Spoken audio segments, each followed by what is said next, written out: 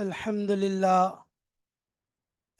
لله رب العالمين والعاقبة للمتقين والصلاة والسلام على رسوله الأمين وعلى آله وصحبه أجمعين أما بعد فقد قال الله تبارك وتعالى في كتابه العزيز بعد أعوذ بالله من الشيطان الرجيم بسم الله الرحمن الرحيم إن الصفا والمروة من شعائر الله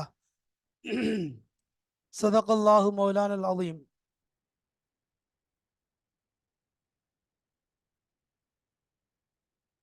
சங்கைக்குரிய அல்லாஹ்வின் நல்லடியார்களே, அன்பும் பாசமும் நிறைந்த மாணவ சகோதர சகோதரிகளே,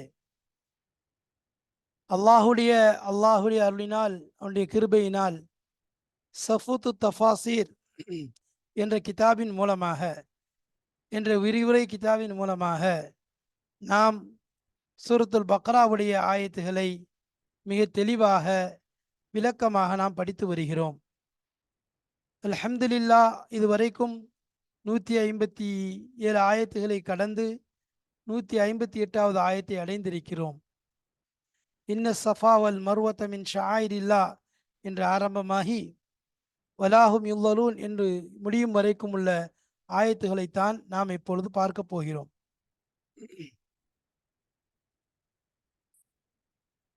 இந்த பாடத்தின் எண்ணிக்கை 214வது பாடம். அதாவது இந்த பாடத்திற்கு நாம் கொடுத்திருக்கக்கூடிய தலைப்பு என்ன? முதலாவது, இந்த ஆயத்துகள் சம்பந்தமான தொடர்பு, கனெக்ஷன்ஸ், இந்த ஆயத்திற்கும் முந்தைய ஆயத்துகளுக்கும் மத்தியிலே உள்ள தொடர்பு என்ன என்பதை பற்றி நாம் தெளிவாக பார்த்து விட்டோம். அதை தொடர்ந்து இப்பொழுது நாம் அகராதி சம்பந்தமாக பார்க்க இருக்கிறோம். லுகத் என்று சொல்வார்கள். அகராதி சம்பந்தமான விஷயங்களை கிதாபுடைய ஆசிரியர்கள் கொண்டு வந்திருக்கிறார்கள். அவர்கள் பல வார்த்தைகளுடைய அர்த்தங்களை கொண்டு வந்திருந்தாலும் நாம் அதிலே ஒரு சில வார்த்தைகளை இங்கு தலைப்பாக கொடுத்து அதன் அடிப்படையிலே நாம் என்ன செய்வோம், அதை மீதியுள்ள வார்த்தைகளை அந்த கிதாபிலே பார்க்கும் பொழுது அதற்குரிய அர்த்தங்களையும் பார்த்து கொள்வோம். தலைப்பு என்ற அடிப்படையிலே இங்கு அல் ஹஜ்ஜு வ ஷஆயிர், அல் ஹஜ்ஜு வ ஷஆயிர் என்ற இரு வார்த்தைகளை இங்கு கொண்டு வந்திருக்கின்றோம். ஹஜ் என்றால் என்ன என்று எல்லோருக்கும் தெரியும். அதே போல ஷஆயிர் என்பது அடையாள சின்னங்கள் என்பதாக சொல்லப்படும். வாருங்கள் கிதாபிற்குள் செல்வோம். கிதாபுடைய ஆசிரியர் எவ்வாறு கொண்டு வந்திருக்கிறார் என்பதை பார்த்து அதன் மூலம் நாம் தெரிந்து கொள்வோம். பிஸ்மில்லாஹிர் ரஹ்மானிர் ரஹீம். அல் லுகத்து, மேலே நாம் முனாசபத் சம்பந்தமாக மிக தெளிவாக பார்த்து விட்டோம். அந்த ஆயத்துகளுக்கு மத்தியில் உள்ள தொடர்பினை மிக தெளிவான முறையில் புரிந்து கொண்டோம். அல்ஹம்துலில்லாஹ். அதை தொடர்ந்து இப்பொழுது நாம் பார்க்க போவது லுகத், அதாவது அல் லுகத், அகராதி சம்பந்தமான விஷயங்கள். ஷஆயிருல்லா, இன்ன ஸஃபா வல் மர்வத மின் ஷஆயிரில்லா என்பதாக வருகிறது. ஷஆயிர் அல்லாஹ்வுடைய அடையாள சின்னங்கள். ஷஆயிர் என்பது எதனுடைய பன்மை? ஜம்உ ஷஈரத்துன். ஷஈரத்துன் என்ற வார்த்தையின் பன்மைதான் ஷஆயிர். வஹிய ஃபில் லுகதி, லுகத்திலே அதற்கு என்ன சொல்லப்படும்? அல் அலாமத்து, அடையாளம். வ மின்ஹு அஷ்ஆரு, அதிலிருந்து தான் ஷிஆர் என்பது வந்திருக்கிறது. ஷிஆர் என்பது அந்த அலாமத், அதிலிருந்த ஷாயிர்லேருந்து தான் ஷிஆர் என்பது வந்திருக்கின்றது. சரி, வ அஷ்அரல் ஹதிய என்று சொல்லுவாங்க.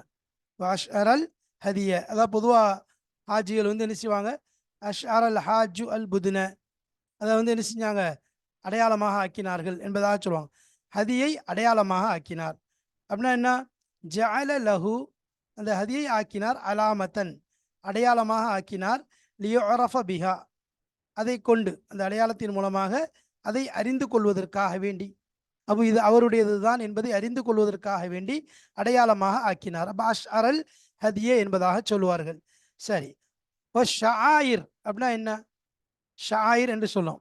ஷாயிரத்து பன்மை ஷஆயிர்.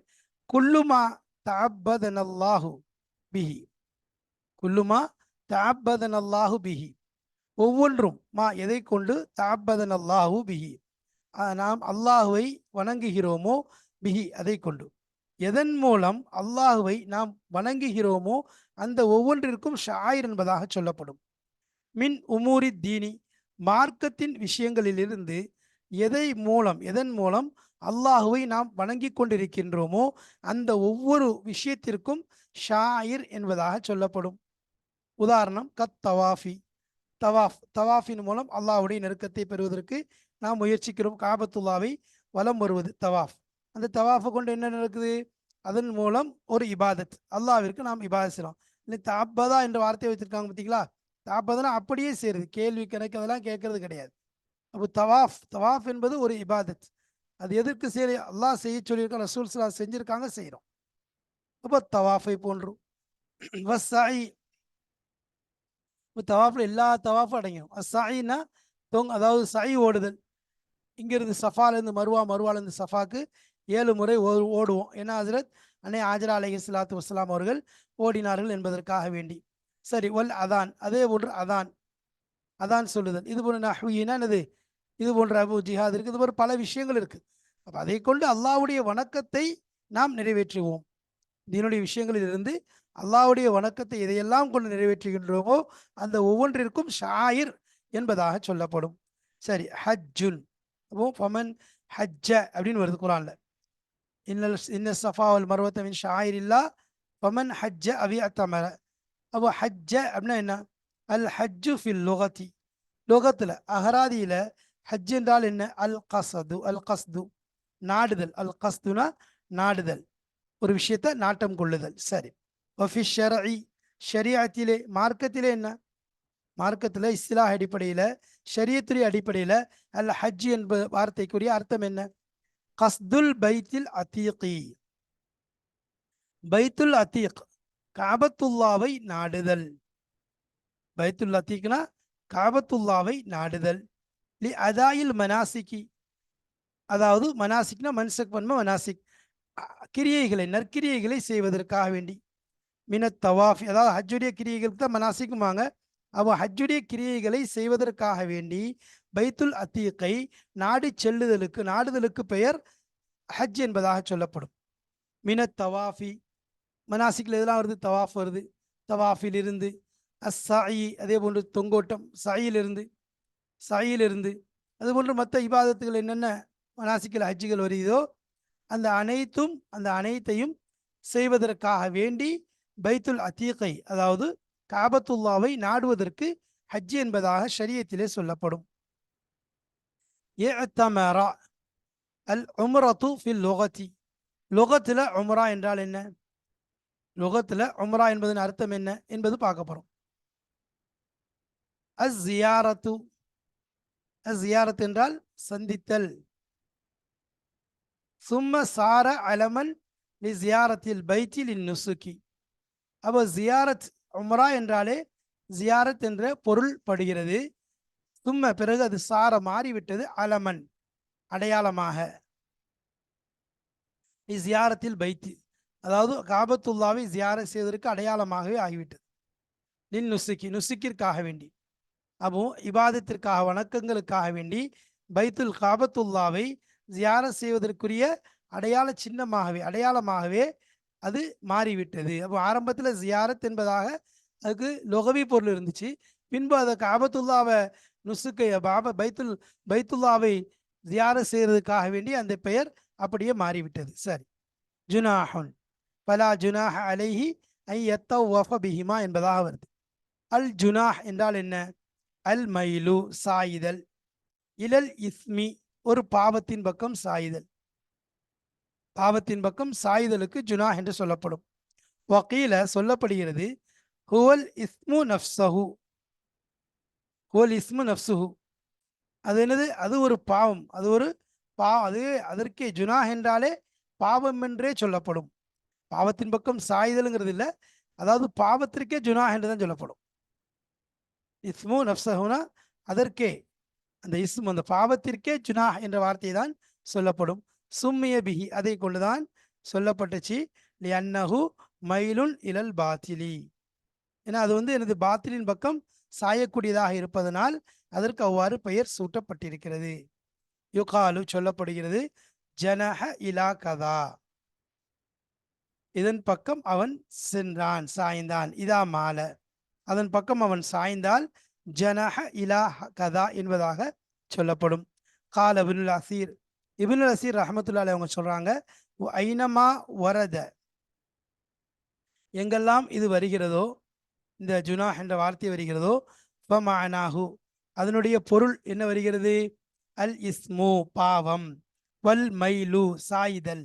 அப்ப எங்கெல்லாம் இந்த வார்த்தை வருகிறதோ, ஜனஹ என்ப வார்த்தை, ஜுனாஹ் என்ற வார்த்தை வருகிறதோ, அங்கெல்லாம் அதனுடைய பொருள் எப்படிப்படுது?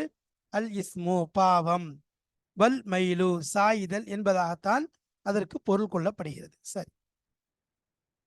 இன்னல்லதீன யக்துமூன, கதம யக்துமு, யக்துமூன், அல் கித்மானு, அல் கித்மான அல் இஹ்ஃபாஉ, மறைத்தல், வஸ்ஸத்ரு, மறைத்து விடுதல். மறைத்தலுக்கும் மறைத்து விடுதலுக்கும் என்ன சொல்றது? கித்மான், யக்துமூன், மறைத்தல் என்பதாக சொல்லப்படும். யுன்லரூன், இம்ஹலூன், யுன்லரூன்னா என்ன சொன்னோம்? அதாவது நேரம். இம்ஹலூன்னா தவணை கொடுக்கிறது, அவகாசம் கொடுத்தல். விமோகம்னா அவகாசம் கொடுக்கப்படுதல். யுன்லரூன்னா அவனுக்கு அவகாசம் கொடுக்கப்படுதல். அது இங்க நடக்காதுங்கிறது அங்க சொல்ல வராங்க. அப்ப இங்க லோகத்துடைய அர்த்தங்கள் எல்லாம் பார்த்தோம். ஷாயிரில்லா அப்படின்னா என்ன, ஹஜ்னா என்ன, உம்ரானா என்ன, ஜுனாஹனா என்ன, யுன்லரூன், யுக்துமூன், இந்த வார்த்தைகளுக்கு அர்த்தங்களை லோகத்து ரீதியான அகராதி ரீதியான அர்த்தங்களை பார்த்தோம். அப்போ இதில் அகராதி ரீதியான அர்த்தங்கள் பார்த்ததுனால அர்த்தம் வைக்கும் பொழுது அதை லேசாக புரிவது லேசாக இருக்கும். அதனால தான் கிதாபுடைய ஆசிரியர் எப்பொழுதுமே முதலாவது முனாசபத் தொடர்பு கொண்டு வருவார். அதுக்கப்புறம் என்ன செய்கிறாங்க? அடையாளம் சொல்லி என்ன செய்கிறாங்க? அதாவது லோகத்துடைய பொருள் என்பதாக இந்த மாதிரி அர்த்தங்களை தெளிவான முறையில் கொண்டு வர்றாங்க. இதை நம்ம பார்க்குறோம். சரி, இப்போ இன்ன சஃபாவல் மருவத்தை மின் ஷாயிரில்லா தப்சீரை பார்ப்போம் இன்ஷா அல்லாஹ். இன்ன சஃபா வல் மருவத்தை, சஃபாவும் மருவாவும் அல்லாஹ்வுடைய அடையாளங்களிலிருந்து, அடையாள சின்னங்களிலிருந்து உள்ளது. ஒமன் ஹஜ்ஜல் பைத் அவி அத்தமர, எவர் ஹஜ்ஜி செய்கிறாரோ அல்லது அதாவது பைத்தை காபத்துல்லாவுக்கு ஹஜ்ஜி செய்வதற்காக அல்லது உம்ரா செய்வதற்காக வேண்டி செல்கிறாரோ, ஃபலா ஜுனாஹ அலைஹி, அவர் மீது எந்த குற்றமும் கிடையாது. ஐ எத்த ஒஃப பிஹிமா, அந்த இரண்டையும் தவாப் செய்வதற்கொண்டு, இந்த இரண்டையும் தவாப் செய்வதனால் எந்தவித குற்றமும் கிடையாது. ஒமன் தத்தோவா ஹைரன், எவர்கள் இவ்வாறு அந்த நல்ல அமலை செய்கிறார்களோ, ஃபைன் அல்லாஹ் ஷாக்கிருன் அலீம், நிச்சயமாக அல்லாஹு தாலா நன்றி பாராட்டக்கூடியவனாக இருக்கிறான். அதேபோல் அலீம், அவர்கள் செய்யக்கூடிய உள்ளத்தில் உள்ள ஒவ்வொரு விஷயங்களையும் அறிந்தவனாக இருக்கிறான். சரி, தப்சீர் பார்ப்போம். தப்சீர்.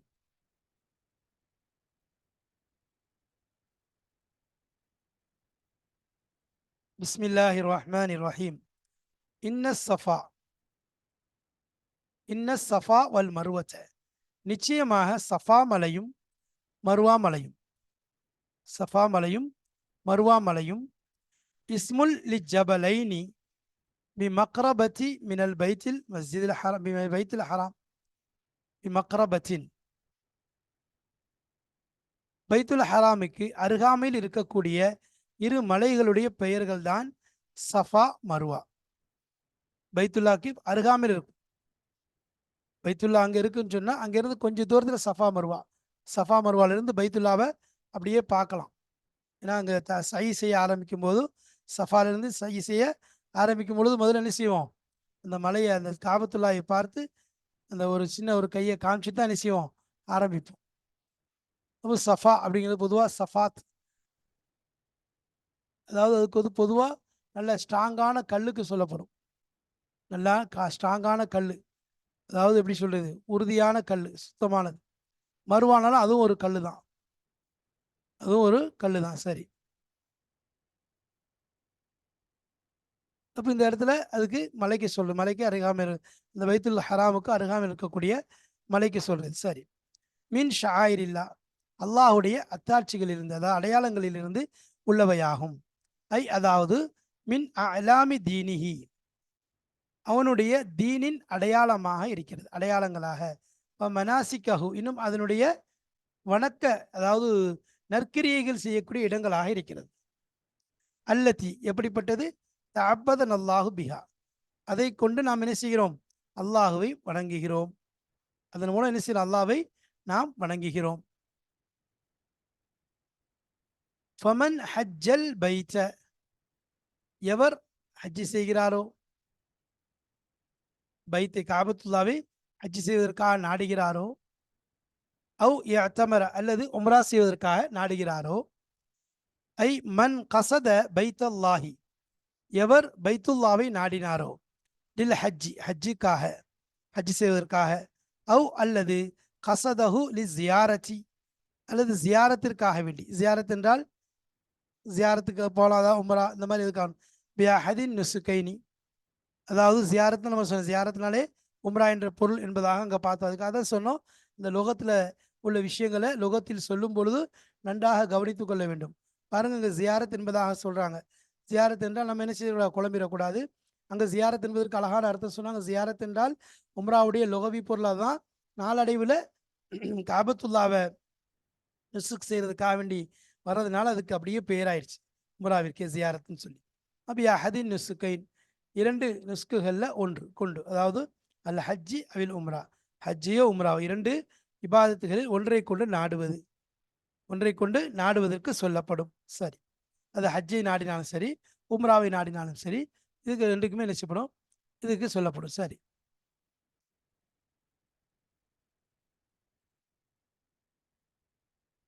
ஃபலா ஜுனாஹ அலைஹி, அவன் மீது குற்றம் என்பது இல்லை. ஐ யத்தவ்வஃப பிஹிமா, அந்த இரண்டையும் கொண்டு, சஃபா மருவாயை கொண்டு தவாஃப் செய்யறதுல எந்த விதமான குற்றமும் கிடையாது.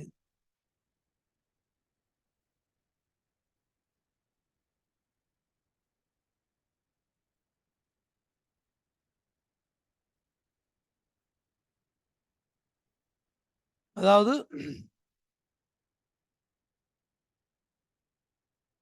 அப்ப இந்த இடத்துல என்ன சொல்றாங்க,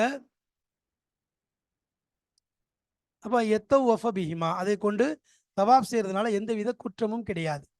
ஐ அதாவது லா ஹரஜ வலா இஸ்ம அலைஹி, எந்த குற்றமும் கிடையாது. வலா இஸ்ம அலைஹினா அவர் மீது எந்த பாவமும் கிடையாது. ஐ எஸ் ஆ பைனஹுமா, அந்த இரண்டுக்கும் மத்தியிலே ஓடுவதனால, சை செய்யறதுனால, தவாஃபுங்கிறது சை சொல்றாங்க, இரண்டுக்கும் மத்தியில தொங்கும் சை ஓடுறதுனால, அதாவது சஃபாலேருந்து ஆரம்பிச்சு மருவா, மருவாலேருந்து சஃபா, ரெண்டாவது சஃபாலேருந்து ரெண்டாவது மருவாலேருந்து சஃபா, சஃபாவில் ஆரம்பிப்பாங்க ஒன்றாவது, மருவாவில் ஒன்றாவது முடியும், ரெண்டாவது சஃபா, மூணாவது மருவா, நாலாவது சஃபா, அஞ்சாவது மருவா, ஆறாவது சஃபா, ஏழாவது மருவாவோட அதை முடிச்சு கொள்வாங்க. அப்போ அந்த ரெண்டுக்கு மத்தியில் 7 ஓட்டங்கள் ஓடுவாங்க. அதில் இடையில நினைச்சுவாங்க, அந்த ஒரு பச்சை லைட் மாதிரி அடையாளத்துக்கு போட்டுப்பாங்க, அதில் கொஞ்சம் தொங்கோட்ட மாதிரி ஓட வேண்டி வரும்.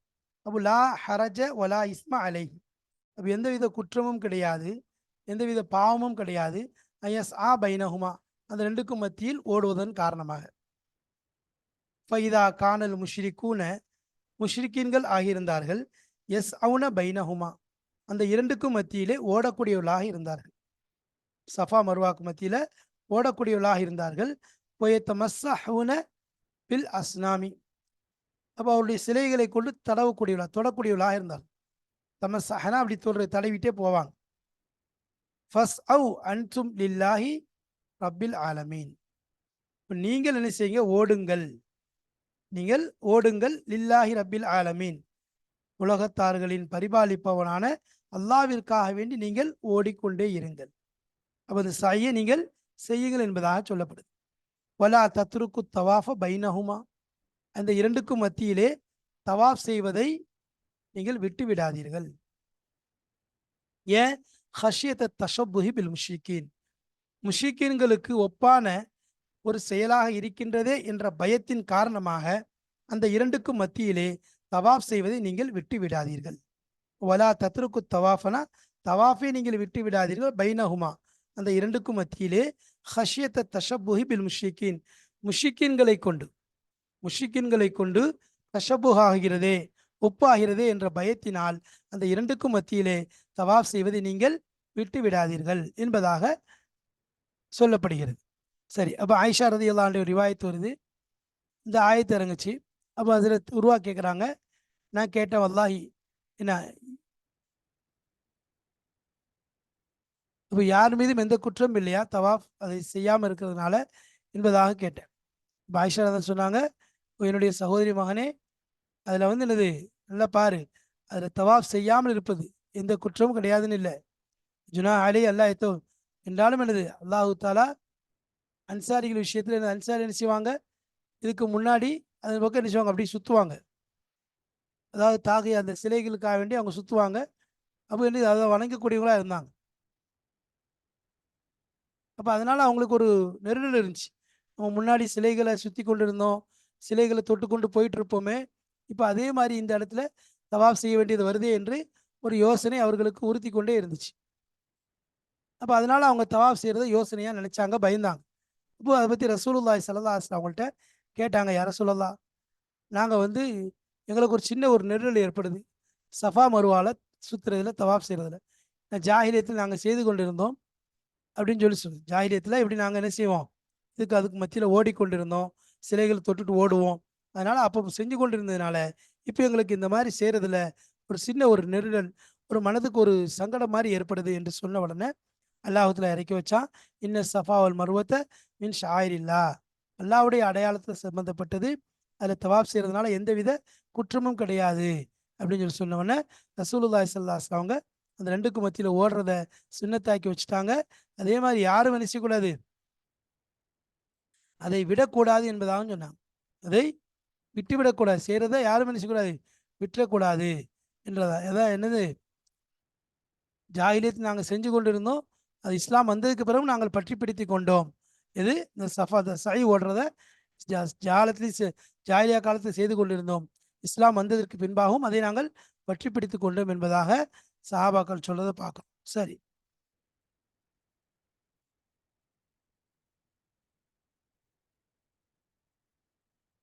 அப்போ அந்த இடத்துல அல்லாஹ் தஆலா சொல்றான், நீங்க என்ன செய்யுங்க, ரசூலுல்லாஹி ஸல்லல்லாஹு அலைஹி வஸல்லம் அவங்கள பார்த்துன்னு சொல்றாங்க. ஹஜ்ரத் ஒரு சஹாபி பெண்மணி சொல்றாங்க, நான் ரசூலுல்லாஹி ஸல்லல்லாஹு அலைஹி வஸல்லம் அவங்கள பார்த்தேன், சஃபாக்கும் மருவாக்கும் மத்தியிலே ஓடினார்கள்.